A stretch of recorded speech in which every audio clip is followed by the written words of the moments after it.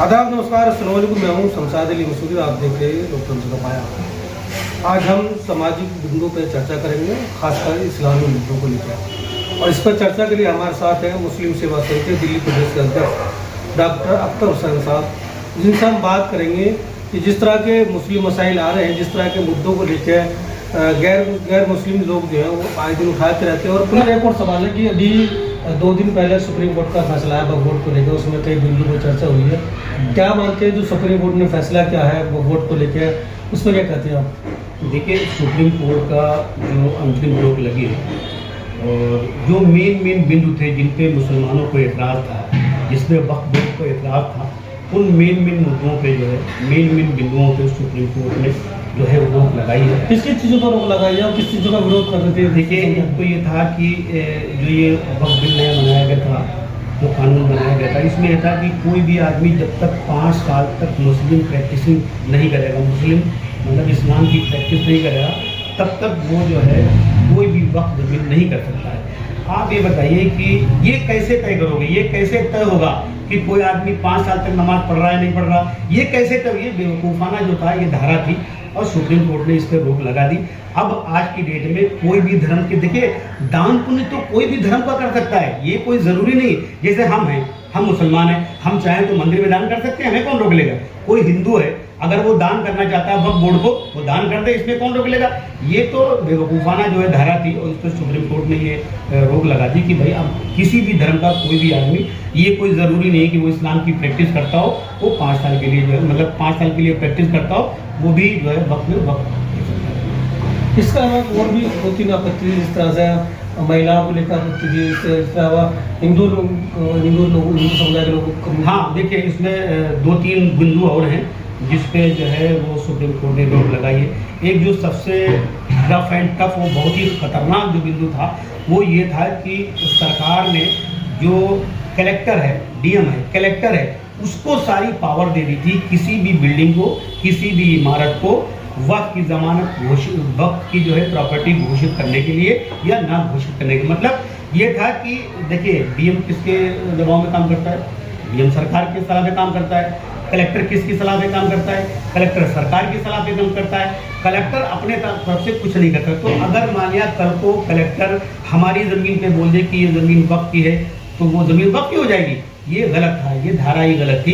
इस पर भी सुप्रीम कोर्ट ने रोक लगा दी कि अब कलेक्टर को ये पावर नहीं है कि वो किसी ज़मीन को, वक्फ बोर्ड की ज़मीन जो है प्रॉपर्टी घोषित करे, बल्कि जो वक्फ ट्रिब्यूनल है वही इस बात को तय करेगा कि कौन सी ज़मीन वक्फ की है और कौन सी ज़मीन वक्फ की नहीं है। और एक बिंदु इसमें और था कि इसमें यह था कि वक्फ बोर्ड में जो है वो नॉन मुस्लिम को जो है वो सम्मिलित किया जाए। उसमें कोई गिनती नहीं थी कि 1 मुस्लिम, 1 नॉन मुस्लिम, 2 नॉन मुस्लिम, 3 मुस्लिम।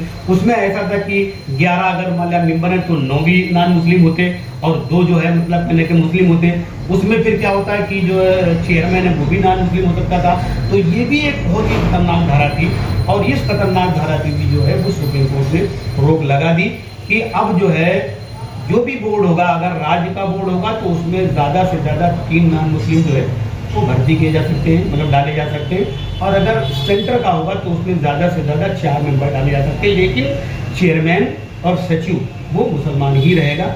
इस पर सुप्रीम कोर्ट ने इस बात पर ध्यान दिया। कई बोर्डों में लगा, जिस तरह से जो RSS लोबी के लोग हैं या किसी बीजेपी से ताल्लुक़ रखने वाले लोग हैं, वो ये था कि जो CEO अधिकारी है, जो पूरा देख रेख होता, सेक्रेटरी होता है, वो भी अगर गैर मुस्लिम होगा तो कहीं ना कहीं समस्या बनती है। भाई इसीलिए तो सुप्रीम कोर्ट ने जो इस पर रोक लगाई वो इसीलिए लगाई कि भाई जब देखिए सारी मुस्लिम प्रॉपर्टी, सारी मुस्लिम प्रैक्टिस, इसमें जो नॉन मुस्लिम अगर CEO होगा या नॉन मुस्लिम अगर सचिव होगा, तो जब उसको इस्लाम के बारे में कोई मालूमात नहीं, उसको वक्त के बारे में कोई मालूमात नहीं, वो जानता नहीं कि वक्त कैसे होता है, किसकी ज़मीन वक्त होती है, वक्त की ज़मीन बाद में वक्त करने के बाद किसकी हो जाती है, वक्त में कि वक्त की ज़मीन बाद में अल्लाह की ज़मीन हो जाती है, तो वो आदमी कैसे कर सकता है? इंसाफ ही नहीं कर पाएगा। इसलिए सुप्रीम कोर्ट ने भी यही, देखिए, यही षड्यंत्र था। ये 3-4 बिंदु जो वक्फ बोर्ड में डाले गए थे, ये पूरा षड्यंत्र था, जिसको माननीय सुप्रीम कोर्ट ने समझा और समझकर उन बिंदुओं पर जो है रोक लगाई, जो बिंदु वाकई में वक्त के लिए बहुत ही खतरनाक साबित होने ये वाला है। अभी ये अंतरिम रोक है, ये परमानेंट रोक नहीं है, तो क्या उम्मीद की जा रही है कि ये आगे परमानेंट हो जाएगी और जो चीज़ें हैं वो जो कानून में तब्दीली हो जाएगी? देखिए, अंतरिम रोक का मतलब ये है कि आगे चल के ये मतलब पहले इस पर जो है परमानेंट रोक लग सकती है, लेकिन आगे चल के केस कहाँ जाता है, कौन कौन से और एविडेंस पेश होते हैं, कौन कौन से वकील पेश करते हैं, क्या क्या अपनी बहसबाजी होती है, वो तो बात का खेल है। लेकिन अंतिम रोक का मतलब कि अभी फिलहाल फौरी तौर पे जो है वो रिलीफ दे दिया गया। ठीक है, वो सवाल है कि इस कानून बनने में और अब तक लोग के बीच में कई महीने का समय गुजर गया, और उस बीच में जो जहाँ बीजेपी की सरकार है वहाँ उस कानून के बिहार पर तमाम कब्रिस्तान छीन ली गई, तमाम दरगाहें तोड़ दी गई, तमाम मस्जिद की ज़मीनें ले ली गई, तमाम तोड़ फोड़ की है।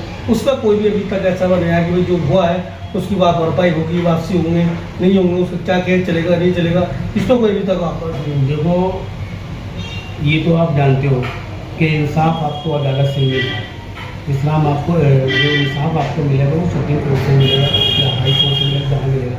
अब जाहिर सी बात है कि जिनकी ज़मीन यही तो इसी बात का इंतज़ार कर रही थी सरकार कि जैसे ही ये कानून पास होगा, सुप्रीम कोर्ट जाने में 2 महीने 3 महीने 4 महीने लग जाएंगे। इस 4 महीने के बीच में जितना ज़्यादा से ज़्यादा ज़मीन जो है उसको हटा दिया जाए, यही उनका षड्यंत्र था, उसमें वो कामयाब हुए। बहरहाल जिनके साथ ऐसा हुआ है, जिन मदरसों के साथ, जिन दरगाहों के साथ, जिन मस्जिदों के साथ हुआ है, उनकी जो कमेटियां हैं वो कमेटियां सुप्रीम कोर्ट में जाएं, हाई कोर्ट में जाएं, अपनी बात को रखें और रखने के बाद जो है इंशाल्लाह उनको इंसाफ मिलेगा। क्या मुस्लिम सेवा संघ इसकी लड़ाई लड़ेगा? देखिए, मुस्लिम सेवा संघ जो है वो हर वो अन्याय, चाहे वो नाम है मुस्लिम सेवा संघ, लेकिन किसी के खिलाफ कोई अन्याय अगर होगा तो मुस्लिम सेवा संघ उसके जो है ये तो मुसलमानों का एक अहम किरदार है, धार्मिक स्थल है, और वो एक और अंतिम संस्कार वाला जैसे मुसलमान जाते हैं कब्रिस्तान है, वो जमीनें छीनी गई हैं, मदरसे तोड़े गए हैं, दरगाह तोड़ी गई है, मस्जिद तोड़ी। देखिए, अभी तो क्या उनके लड़ाई के लिए मुस्लिम सेवा संघ आगे आएगा? नहीं, बिल्कुल, ये कब्रिस्तान है, मस्जिद है, दरगाह है, बिल्कुल इनकी न्याय पाने के लिए मुस्लिम सेवा संघ आगे आएगा। वैसे तो है सुप्रीम कोर्ट में जब केस पहले से चल रहा है, अदालतों में केस पहले चल रहा है, हम इसका इंतजार करेंगे।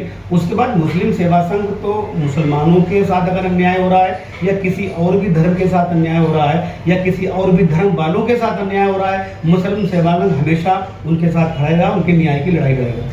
ये थे हमारे साथ मुस्लिम सेवा संघ दिल्ली प्रदेश अध्यक्ष डॉक्टर अख्तर हुसैन साहब, जिनसे हम बातचीत कर रहे थे। इस खबर को लाइक करना ना भूलें। कैसी लगी खबर इस पर कमेंट करके जरूर बताएं। बहुत बहुत शुक्रिया।